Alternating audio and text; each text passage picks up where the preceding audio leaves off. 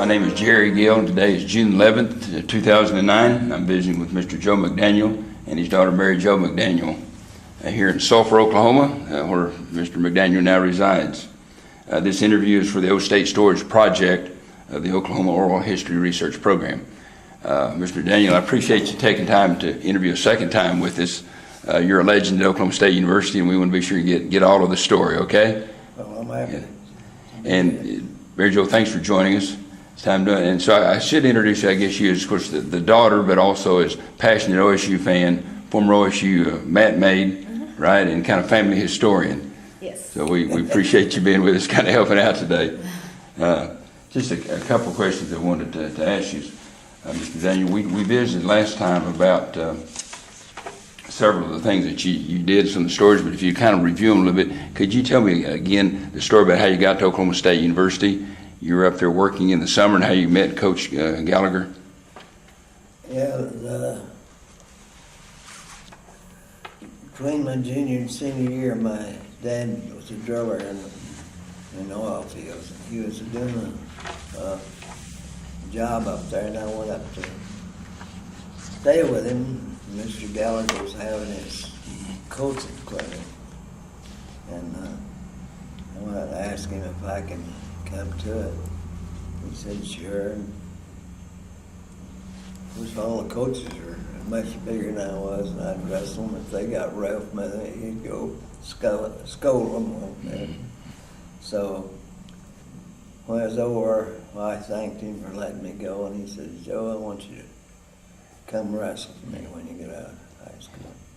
I said, I'll be there, Coach. And that's how it happened. You showed up. Everybody in our school, my high school coaches were OU. And like Lawrence Mantue was my first coach, and he was Oklahoma University's first national champ. Really? Yeah. His name again was Mantue, Lawrence Mantue. Lawrence Mantue, thank you. Yeah. And he was a switch artist. He invented a switch, and he taught us a switch. Yes. And I'd say, one time I said, Coach, why don't you teach us something else? He said, you don't do anything else. All you need is one good takedown, one escape, and one pinning out. So, but he was a great coach. But in that summer, my dad was working in Stillwater, and I visited with Gallagher. Now he was working, Joe, on a Dominion Rubber. He was a driller, is that right? In the oil field. In the oil field, so they were working in the Stillwater area there that summer? Yeah. Yeah. So that's how you got to Oklahoma State. Most everybody, they almost called me an outcast here in Sulphur because everybody else wouldn't know you. We had three guys on my first wrestling team. I wrestled here under Mantooth were myself, D.C. Matthews, and Ted Anderson. All three won NCAA championships in college. That's amazing. And three of us on the same team. Now Davis and the other young men were at OU, is that correct? Right. Davis Matthews went to OU, and Ted Anderson went to Central State. Okay. Wow, that's interesting. Well, you mentioned earlier in your career that you used to get pretty hyped up and you get real nervous before a match and would burn a lot of energy and then tend to kind of maybe burn out a little during the match.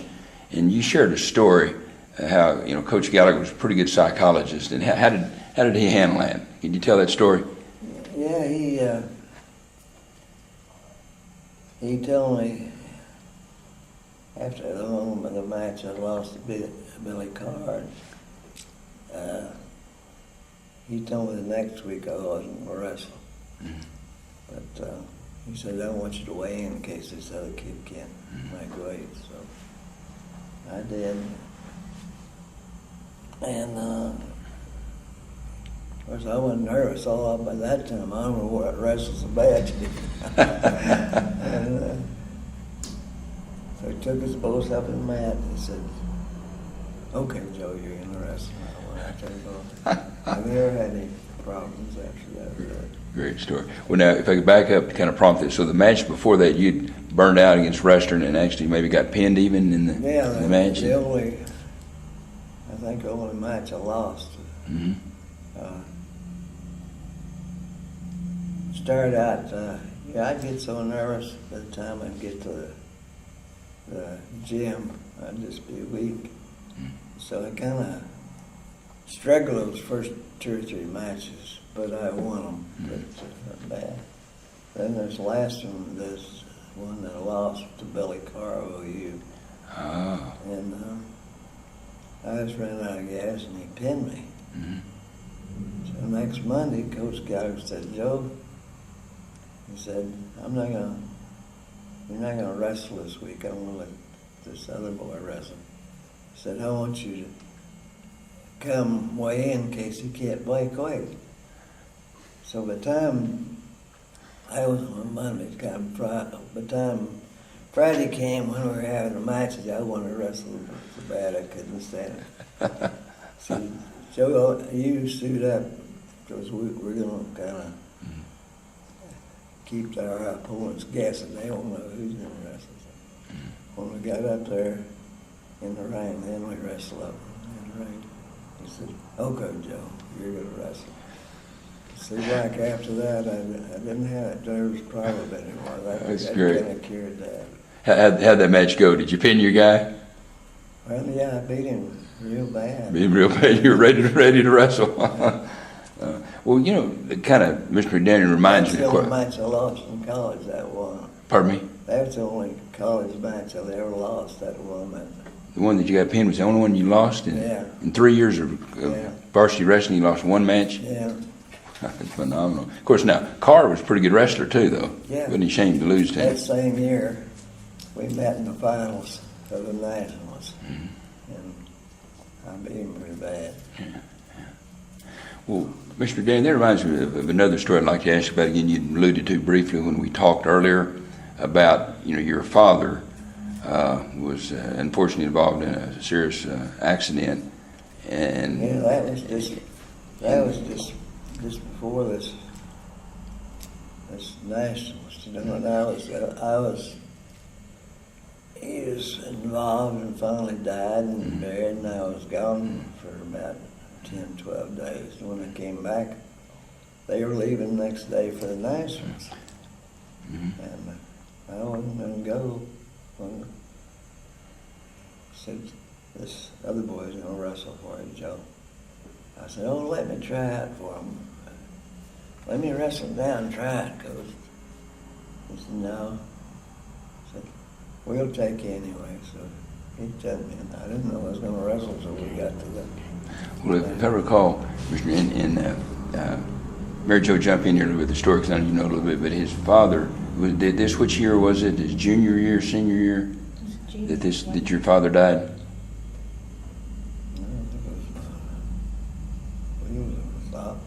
Sophomore year, okay.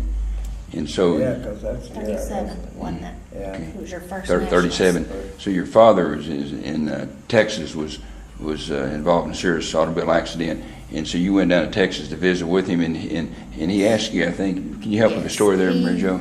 The accident was right after Dad got beat by Billy. It was after he got beat by Billy Carr, and they were supposed to wrestle OU again. And I'd won a national AU the year before. The year before, and so Dad went to Texas to be with him.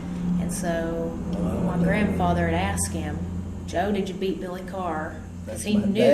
My dad asked me. Right, your dad asked you. My grandfather, but your dad. Yeah. Right. Said, Joe, did you beat Billy Carr? Because he knew they were supposed to wrestle at OU. And my dad said, yeah, Dad, I beat him. Which he didn't wrestle him. He just lied and said, yeah, I beat him. And he said, well, did you win the Nationals?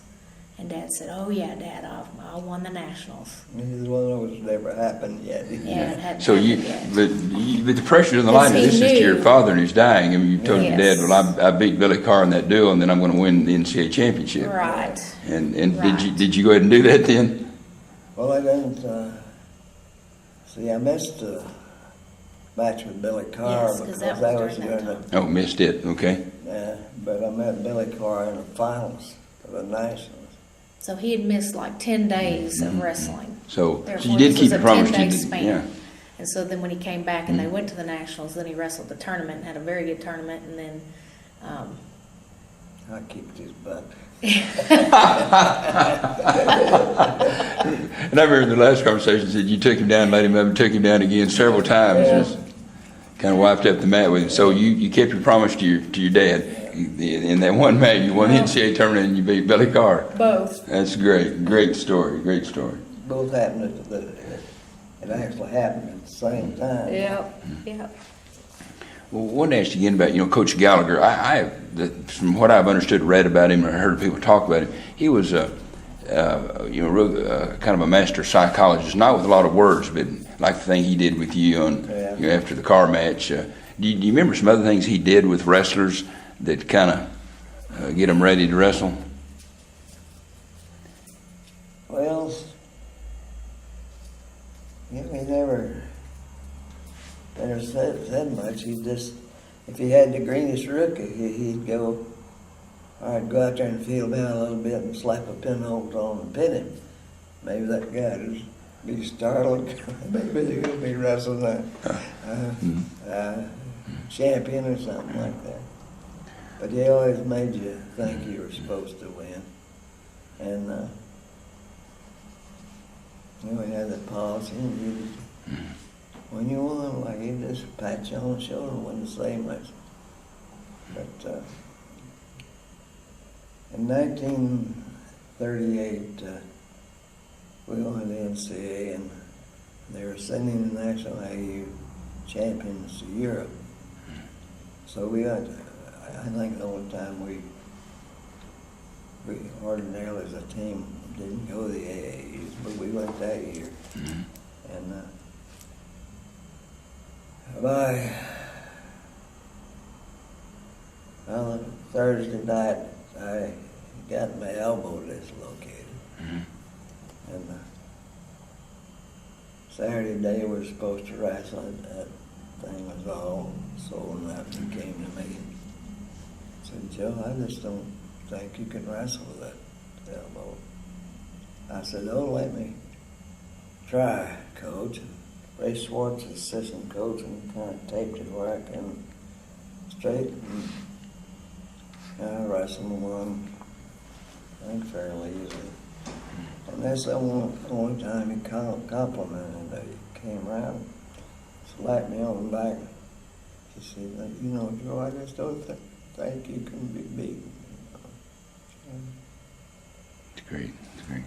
Well, you guys, obviously winning so many NCAA championships, and it had a great coach. Supposedly he was a engineering student, graduate when he was in college in engineering, and he believed about. Well, he believed in leverage and different things. Did he kind of spend time working with you on holes and showing you different techniques? Was that one of his strengths in the wrestling room? Well, I really don't remember too much. The time I wrestled for him, he had the pulse real bad, and he didn't do much. So he couldn't do much himself. No. Once in a while, he'd get out there and demonstrate a few holds, but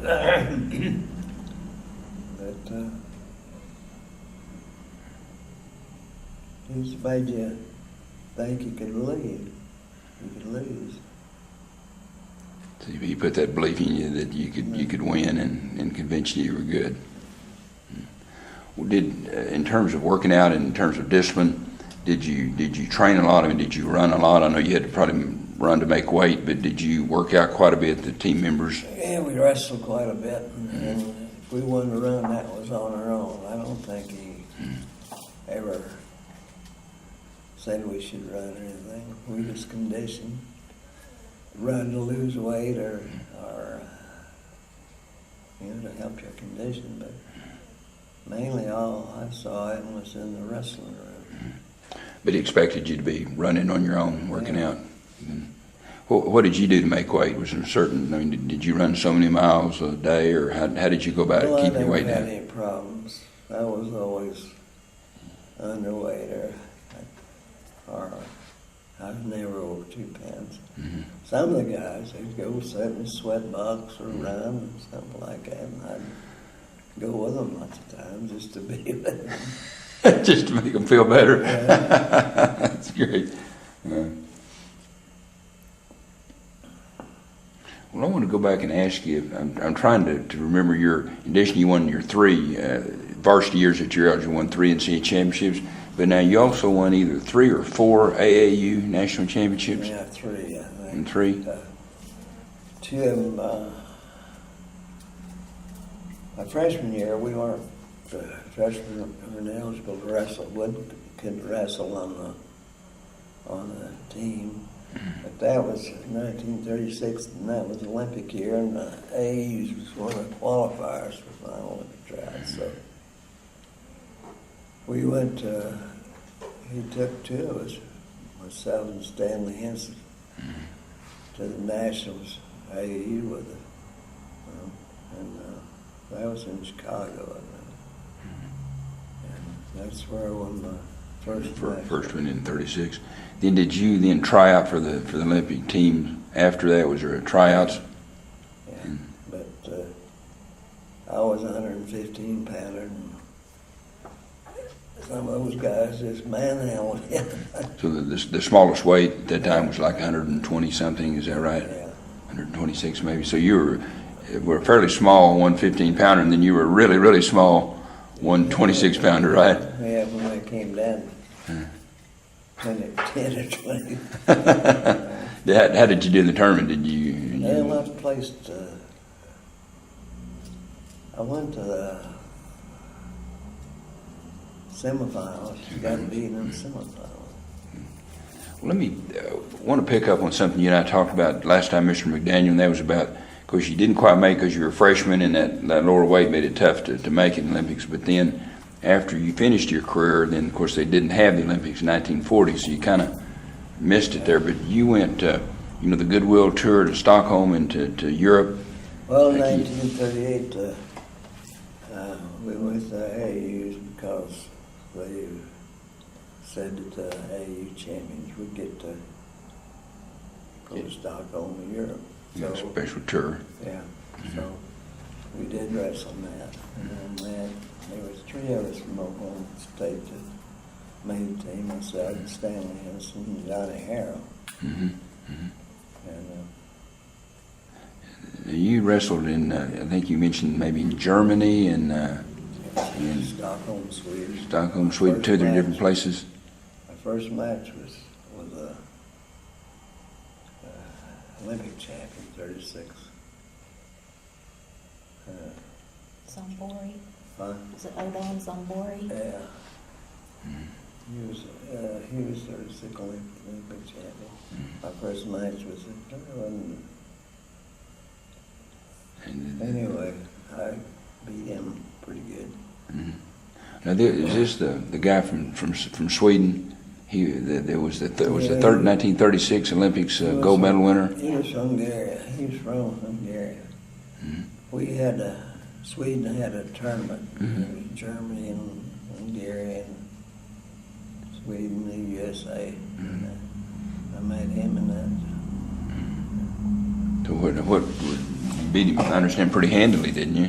Yeah. Did you feel pretty good about being an Olympic champion? Oh, yeah. Kind of drubbing him. Yeah. Oh, John Harrell also beat a Greco-Roman Olympic champion. Mm-hmm. We wrestled 4 or 5 matches doing these around in Sweden. Every time we go, that guy's name was Alex Collier, I think. Every place we'd go, this Collier would be there to wrestle Johnny. Mm-hmm. Johnny beat him about the first 3 or 4 times, and finally he beat Johnny the last time. We were sitting. He said, "Hell," he said, "if I hadn't let him beat me, we'd have been there forever." Well, Mr. Dan, do you ever feel cheated a little bit, maybe that they didn't have the 1940 Olympics, and you would have probably been at your prime back then? Well, I was very disappointed. You know, only Olympic chance I had got was when I was a freshman, and I wasn't ready then. But I think that Stanley Hansen and I could have dominated if they'd had him. And, when they should have 40 and 44, 48. So. Was that a goal of yours that you thought about when you were wrestling, that you'd want to wrestle in the Olympics someday? Before you knew they wasn't going to have them in 1940. Is that something you hoped that you'd have the opportunity to do? Yeah. Then you beat the 1936 champion line. You just drub him. So you got to feel kind of like, gee, they might have done pretty good in the 1940 Olympics, huh? Yeah. Gosh. Well, I wanted to ask you also about in February of 1939 was the first match ever wrestled, wrestling match in Gallagher Hall, now Gallagher Arena, and you have a special place in history in that. See, the lowest weight you wrestled first. I wrestled first match ever wrestled in Gallagher. Then it was Gallagher Hall. Later they changed it to Gallagher Arena. So you wrestled the first match and won the first match ever in Gallagher Arena. That's pretty special, isn't it? Yeah. He's got more fame for that than he has everything else. Well, more fame for that than all the championships. Well, how did you feel and the team feel about, they had to be kind of a special with the team, that first match in Gallagher, it's huge Gallagher Hall at the time. Did you feel pretty pumped up for that match? Well, it was, but I think I told you,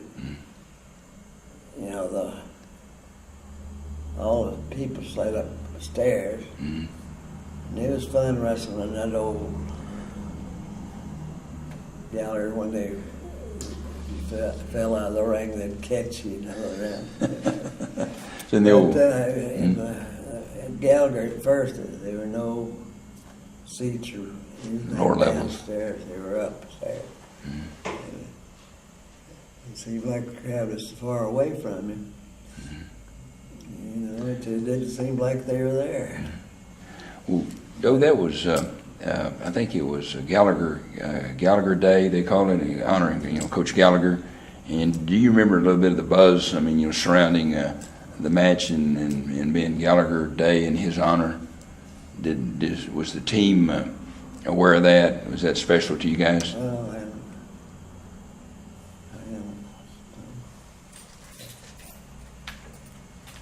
I named it Gallagher Hall, but he was always special to us. It was always just like any other match, I think. All right. It wasn't much fun as wrestling in the old place because the people were so far away. It was fun to me because I wrestled the first match ever. Pretty special. Wrestled there. Well, it had to be a little bit special. You guys, did you realize that probably Coach Gallagher was pretty close to the end of his career? Because of his Parkinson's disease and.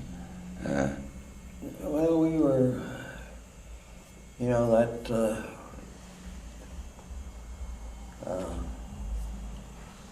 last year I was there. I came back and there was his assistant coach, in I guess 39 or something.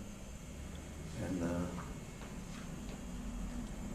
actually, he wasn't in practice half the time. I selected the team that year, really kind of did the coaching. But we felt that, that he was pretty, didn't expect him to die, but he'd be before he couldn't even move.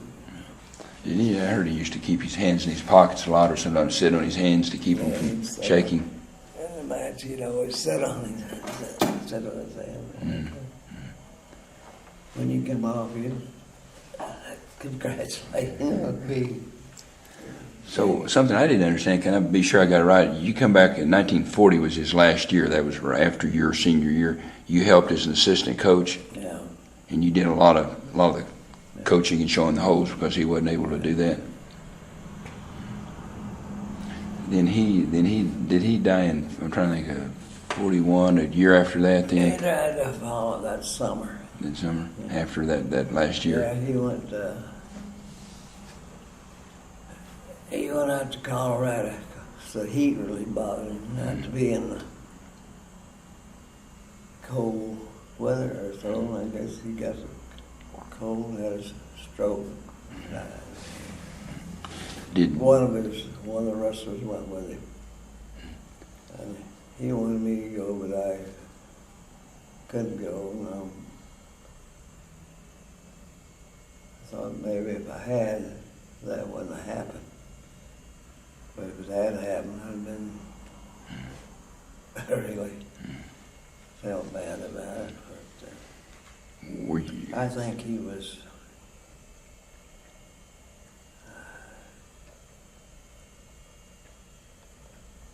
I think I really hurt that he died, but I think I was kind of relieved that he was out of this. You know, he was getting so bad that his life wasn't really wasn't having much pressure and pleasure in life. I think I asked you this before, but I think you did not make the funeral, is that right? They had, I understand, a large funeral there in Gallagher Hall, but were you able to attend his funeral? I don't remember why not.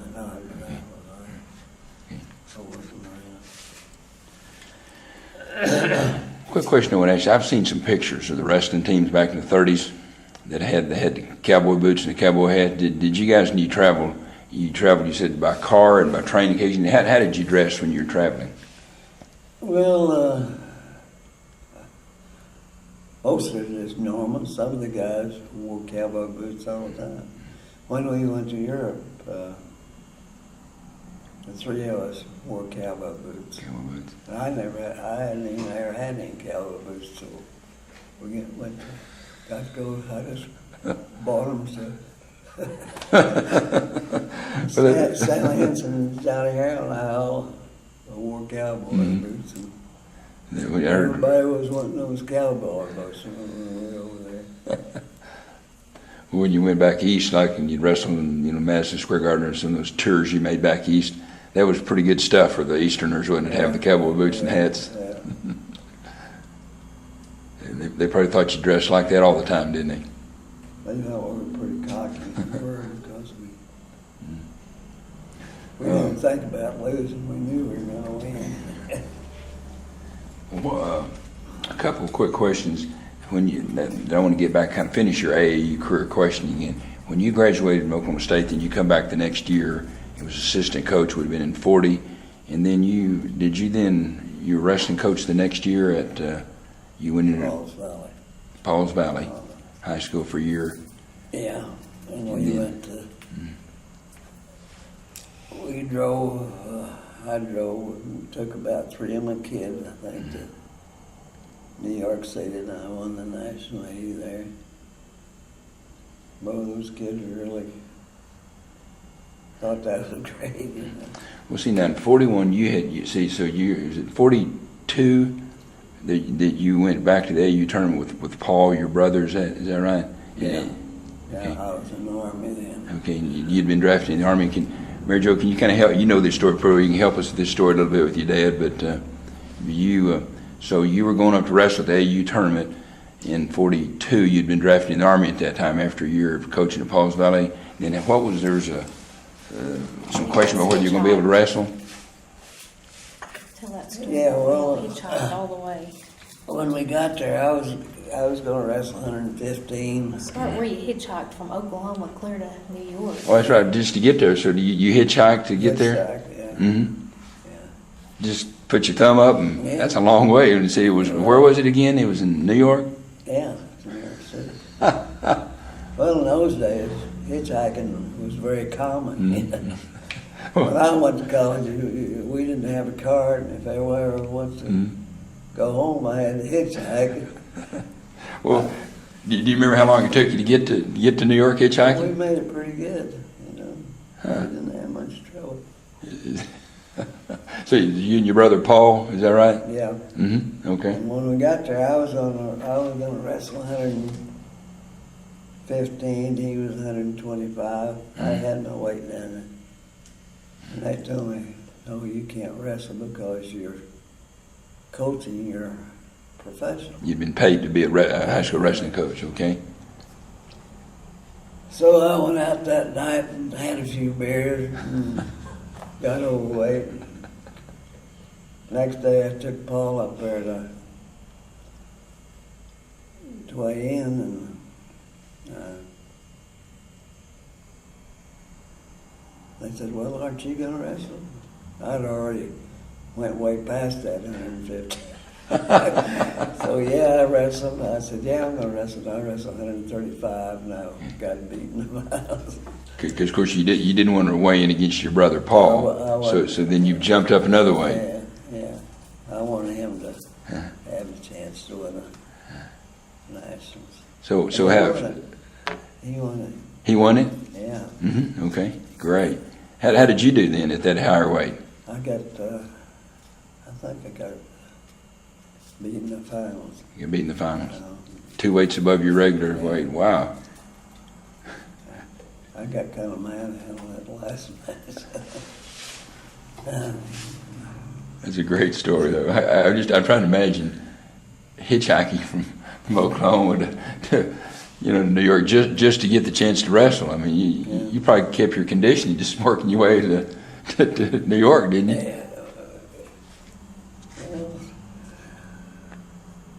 I don't remember how long it took us, but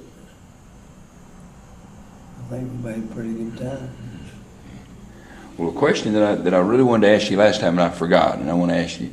You've been inducted into the Collegiate Wrestling, the National Wrestling Hall of Fame. Do you remember what year that was?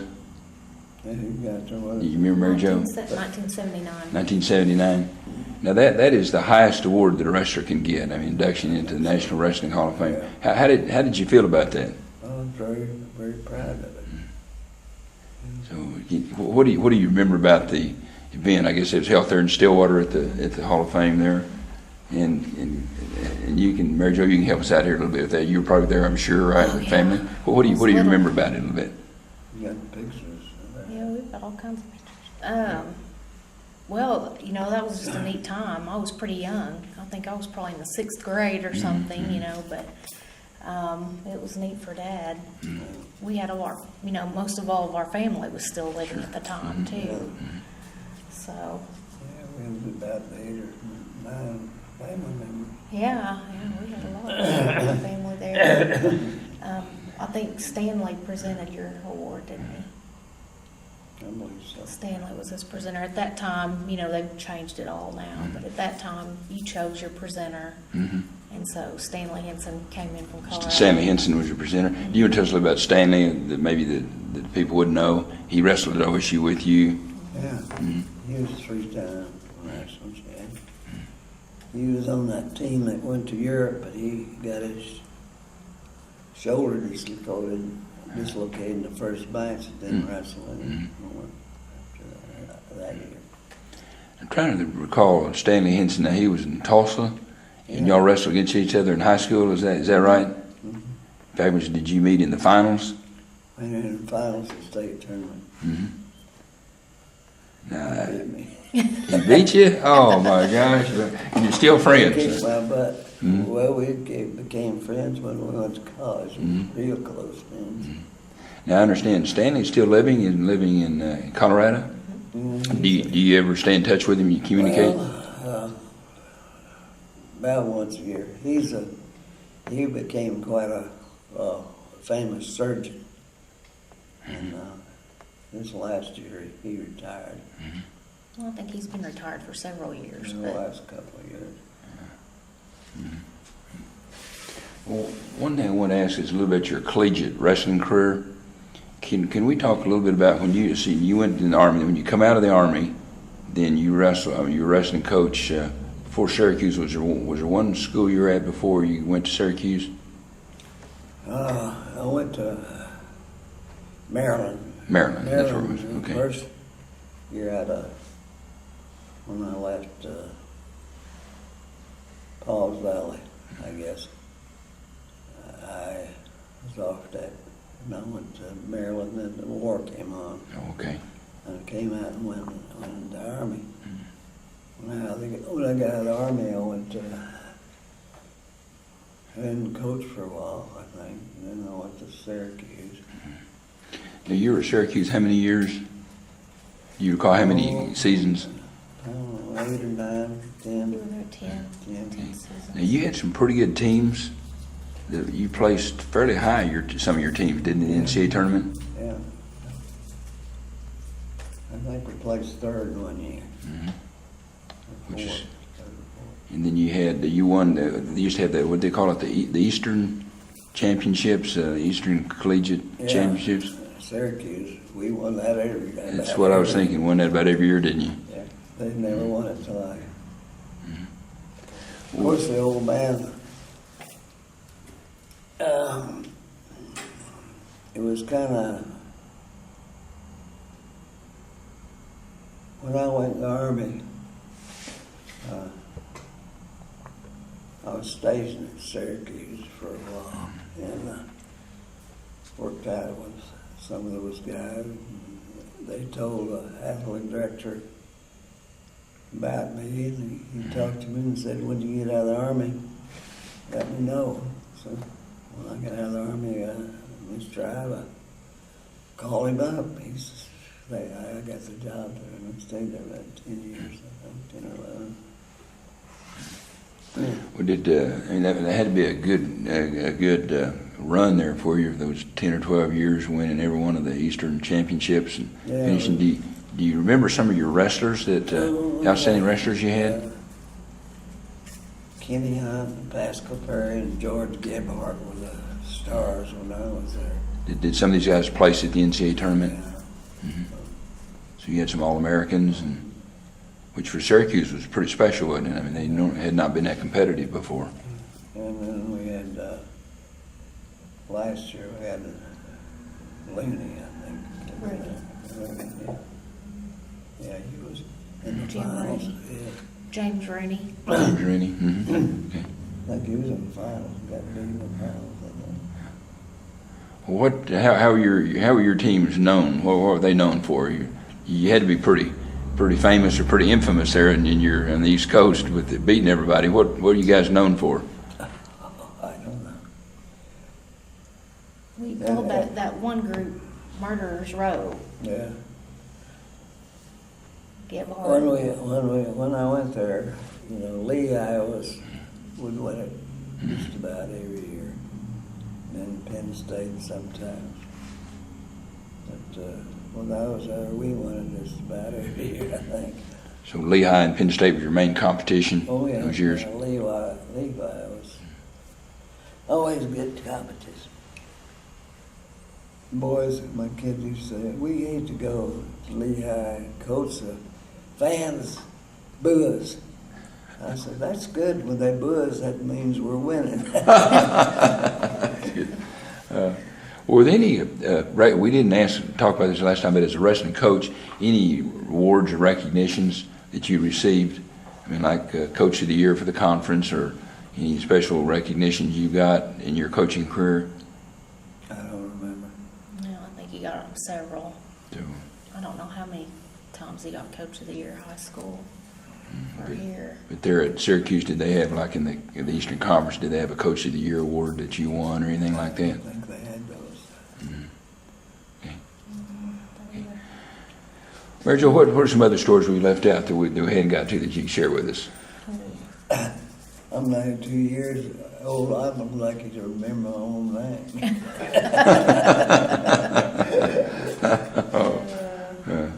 There's been some great stories, Yeah. and you wrestled at a special time, the end of the legendary Coach Gallagher's career. So, going back to your career, Mr. McDaniel, when you were coaching there at Syracuse, and again, every year you coached there, you won the Eastern Conference, championship, which is pretty significant, as we talked about earlier. But how did you recruit? How did you get that talent? How did you turn the program around? Well, we had a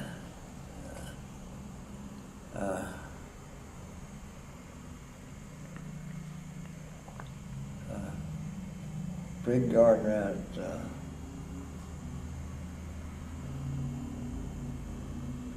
one of the, not in New York City, but one of those, Long Island, I guess. Was a coach out there and got 2 or 3 of his boys. You know, Was it that Mepham High School? Or? yeah, Mepham High School. He was quite a famous old coach. 3 of his kids were there, and we didn't have anybody to recruit. I'd just go down and try to talk them into coming. We got that George Gebhardt from Pennsylvania was in the file with the Nationals one year. But I think Long Island and a few from Pennsylvania. I just go down and talk to them, try to get them together. So you developed relationships with some of the wrestling coaches, some of the better high school programs in New York and Pennsylvania area. And I think the Mepham High School had like a very significant high school program. I mean, they were probably like the New Jersey school Blair Academy. I mean, right. probably in comparison.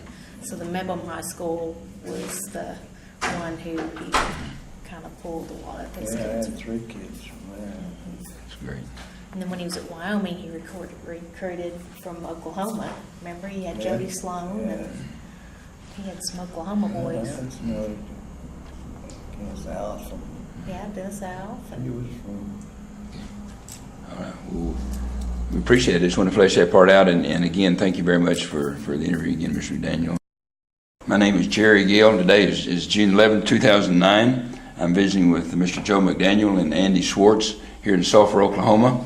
And this is the second part of an interview we were doing earlier with you, Mr. McDaniel. Appreciate your patience and hanging in there with us. I want to ask you a little bit about your coaching career at the high school level. When you finished at Syracuse, or actually at Wyoming, then you come back and coached. Did you come directly back to Sulphur, or was there something in between? I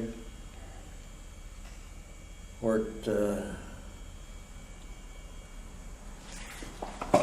in oil fields as what was I doing? no, you came from Wyoming to Sulphur. Yeah, as soon as you were done at Wyoming, you came straight to Sulphur. Even though But when you finished your collegiate wrestling, your coaching career at Wyoming, did you come straight to Sulphur, or did you say you worked for a while in between? no, you came straight to Sulphur from Wyoming. Came straight to Sulphur from Wyoming, didn't you? Okay. So what, NCAA Division I wrestling at Syracuse for several years, won national, or won conference championships, and then you go to Wyoming and then back to Sulphur High School. What caused you to come back to Sulphur? I don't know. Well, this was where he was raised, so he wanted to come. Of course, you had family here in Sulphur. Come back to for sure. Now, did you have other relatives? And your aunt Mary, was she still alive at that time? Or not? Was it Mary? Was it? Yeah, Mary was Okay, still, but Mabel was still here. But so you come back to Sulphur, and what year was that, Joe? Do you remember? It was about 76, wasn't it? No, I think it's 73. I was a freshman, Okay. and I graduated in 77, so I think it's probably 73. Great. And so, Andy, let me ask you then, how many? So he coached. You wrestled under him 3 years, 4 years? 4 years. 4 years. Okay. So, what year did you start? Your freshman year was in which year? 73. So his first year back, you started under him. Yes. What did you heard about Coach McDaniel? Well, whenever we'd had longtime coaches here, and they quit, we didn't know what we were getting, and then we started hearing, slowly about. I don't think I'd ever heard of Coach McDaniel's. We didn't have a very good a history lesson, but whenever he was coming back, we started hearing, about him coming back, and then heard more and more. And then when he got here, Were you excited to have? very much so. And then nobody told us he was a little guy, but he was pretty small. We thought, well, we might hurt this guy, And I remember Dale Ledges was our heavyweight, and he was kind of a a mean guy. You know, he's a 78 heavyweight. And first time Coach took him and threw him around on the mat and stuff, we knew we Got his respect and got his attention. we had a little different perspective on what was going on. Yeah. Well, Coach, back to you and ask. We talked about this one time earlier before. So your philosophy on coaching was that you wanted to do most of your work and your coaching in the workout room, as opposed to match day. You figured they were ready to go. What was the workout like? How did you organize a typical workout for your team? Well, I think we just went through holes. Mm-hmm. You demonstrate And holes. we wrestle a lot. Mm-hmm. What about conditioning work? Did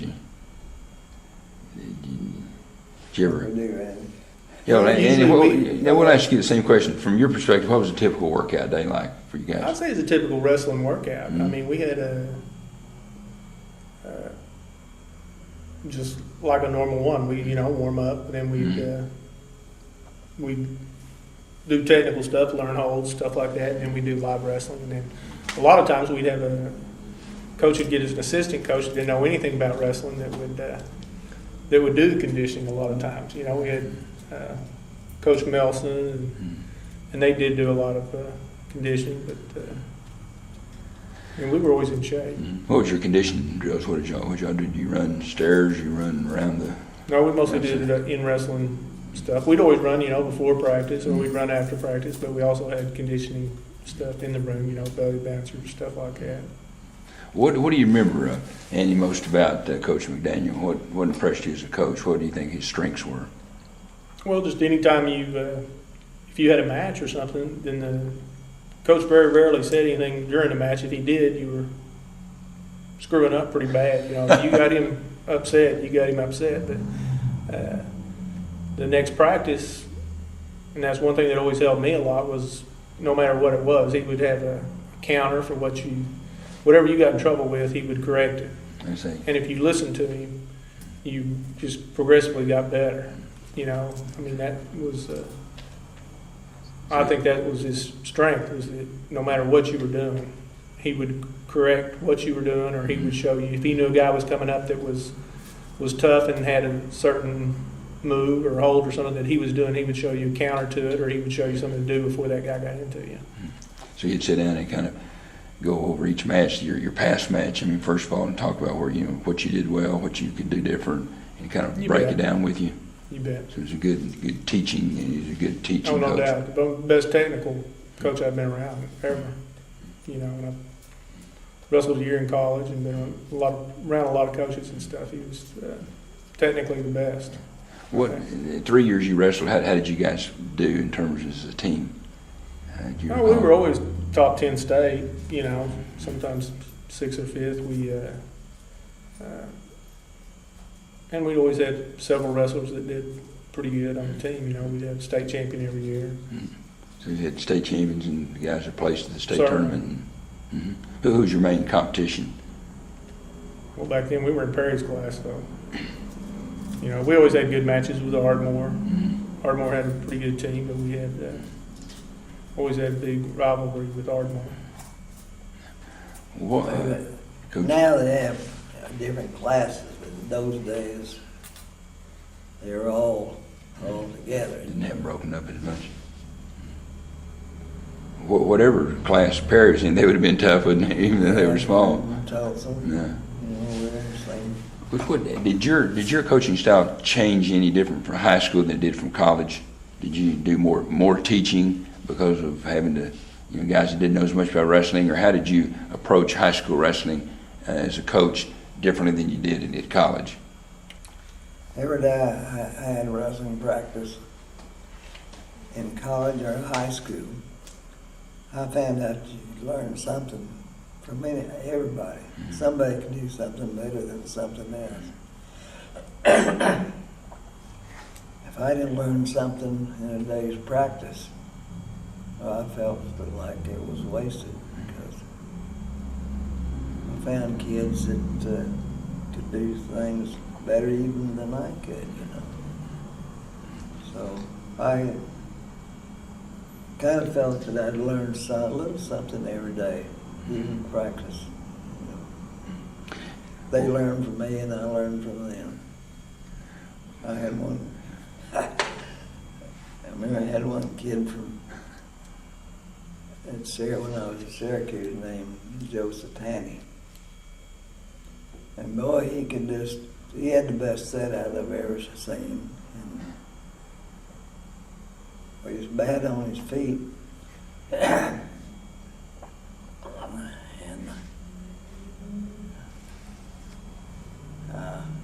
one night I said, Joe, use your head. Don't let him take you down. You can beat him on the mat. He went out there and butted that kid. Come back out after his always said, sure did use my head, didn't I? But he wasn't the match. His strength might have been from the shoulders down, sounded like. Yeah. Well, Andy, from your perspective, while the coach didn't say a lot in the match, what about game day preparation? When getting ready for a match, do you remember certain rituals or things that? Not really. He had us ready by then. Mm-hmm. I always thought he had me ready. If you paid attention to him during the week or between matches, a lot of high school kids don't want to listen. But if you did listen and you paid attention, you were ready to wrestle. I always figured, and I see today a lot of coaches run out there on the mat and do that yelling. I figured when the match started, they couldn't hear him anyway, but it was too late. If they didn't know what to do then, I couldn't. Too late to learn anything once you get out there. Andy, you learned a lot of wrestling, obviously, from Coach McDaniel. What else did you learn from him about life? What some lessons you learned? Just how to compete in anything you're doing. He always, we spent a lot of time. Seems like I always ended up riding home with him or something, and I got to, the history of wrestling, basically, too, spending time with him. I mean, you get a story all the way home, What impressed you the most? And when you think about if someone said a word, two, or maybe three words that come to your mind when you think about Coach McDaniel, what would they be? Oh, he's always a competitor, and he made sure you were ready to compete. How about mental toughness? This guy must have been pretty tough. He thumbed his way all the way to New York for the tournament. He must have been pretty mentally tough. Did he teach mental toughness as well? Well, it was expected, and he's pretty tough physically too. I mean, even at that time, if you were down in referee's position, he got on you. You were going to go make old man noises. I mean, I remember that. Still, when my kids were little, he'd come down and help them every once in a while. And you wouldn't want him to, but he'd have you get down to show you something, and he'd put the oomph to you again. He's a pretty old guy at this time, wasn't he? You bet. I wouldn't want to get down with him now. He put the oomph to me. That's great. Well, again, coming back to Sulphur, where you wrestled as a high school student and come back then to coach, how did you feel about that, Mr. McDaniel? Was that a good feeling for you to come back and wrestle in your hometown or coach in your hometown? They wanted me to come back for a long time. When I came back, they were pretty. Was it a good experience for you? Yeah. Did you enjoy it? What did you enjoy mostly about high school wrestling, say, as opposed from college wrestling? Well, I don't know. I don't really know.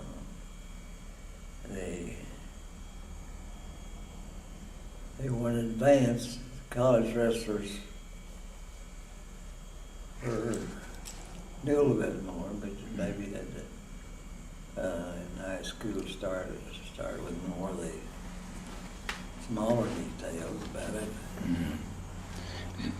Did you try to, at the college level, I guess it's about trying to get the international level, to get to the Olympics or whatever, but in high school, most of the kids, you're coaching, probably never going to wrestle again after high school. Did you try to teach them some lessons about life in addition to just wrestling a little more at that level? Was it a different kind of instruction?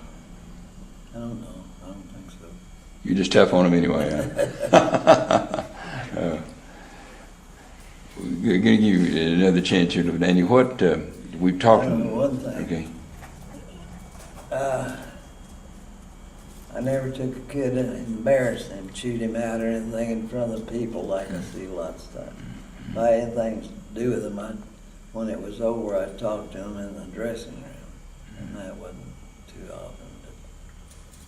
But I see some of these young kids that just holler and cuss and every time they make a mistake, But I figured once they were on the mat, it was too late. You just encourage them when they're on the mat. I didn't have a very loud voice anyway, so they couldn't hear me.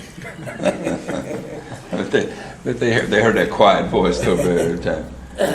And you're sort of wrapping up a little bit. Your thoughts on Coach McDaniel's coaching career here? I mean, what do you remember most about it? How did it impact the program here? Well, I think he just, for me personally, he made my wrestling career. You ask what he usually didn't say as much as just you just respected his manner, his actions, how he conducted himself, what he expected out of you, that's what I'd say. Did you do any wrestling beyond high school? Yeah, I wrestled for a year at the University of Arizona. I got him a scholarship at Arizona. Was Leroy out there at the time? No, that was at Arizona State. No, that's right. He was at Arizona State. Excuse me. But he couldn't stand to stay away from soccer. That's right. I was just. That's good. I think he was in love or something. Landy, what? This final question. What lessons? We sort of touched on this earlier, but what lessons about life did you still take with you today that you learned from the coach? Well, pretty much you get out of something what you put into it. With Coach, if you paid attention, a lot of high school kids don't, but I think there was a lot of people in there had an opportunity lost because, they're yay-hooing around and stuff, but if you paid attention, if you listened to Coach McDaniel, you could do as well as you wanted to do. Daniel, final question. Your wrestling career all through college and high school, you touched a lot of lives, influenced a lot of people. What did that give you satisfaction in as opposed to wrestling? You love the competition, but as a wrestling coach, did you feel like you contributed something to the lives of people as a coach? I made a lot of friends. I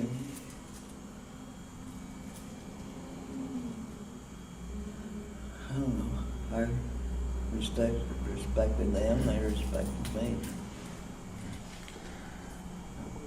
What's different in your mind, special about wrestling? Those of us that are familiar with Oklahoma State University's program have followed it for years. But in your opinion, what is it? What is the love that kept you in wrestling and drove you as a wrestling coach through the years? What was special for you about it? Well, I was very, very small, Small for other sports. I played football in high school, but I just love sports. I wanted to play, and even if I wasn't coaching, I was probably out wrestling or tumbling or doing something out, and wrestling was one sport that my size didn't matter. I could be good with that. I've heard it said that a wrestler is perhaps, a good wrestler is perhaps the greatest athlete in the world. Because of the combination of quickness and mental toughness and conditioning and discipline, all the things. How do you feel about that? Well, I don't know. It takes a lot, and I think I was born with very good balance, good speed, good strength. That's something that you need. Those all help. And in wrestling, it takes a lot of work. You gotta want to do it, and work at it. Not just go halfway. I thought if you want to wrestle, you want to be the best. Don't be satisfied just to be on the team. Let's try to be winners. Mr. McDaniel, this is my opinion, okay, but after reading your stories and the things you did, you're one mentally tough guy. And where did that mental toughness for you, that desire to win and the mental toughness, where did that come from? What do you attribute that to? I don't know. Just born with it. Anything in life that caused you to rev your motor up to be a wrestler? Because you had times in your life when you could have quit as a wrestler, as a coach. You overcome injuries, your father's death, a lot of issues, but you always seemed like you could reach down and get something when you needed it. Where'd that come from? I liked it. I liked associating with the kids. And feeling like I could do a good job, try to do it. If they'd stay with me, well, we'd get there. Well, thank you. You're special at Oklahoma State University. In closing, I want to say that again. You had just a magical career, and you're still a legend at Oklahoma State University. And I want to thank you for the opportunity to hear your stories and to tell a little bit about that special time in your life and in Oklahoma State University's life. Thank you. Anything you'd want to add to that, your thoughts on our conversation today? Well, I just always appreciate Coach. Love him to death. He's always taking care of me. And, I just appreciate everything he ever did.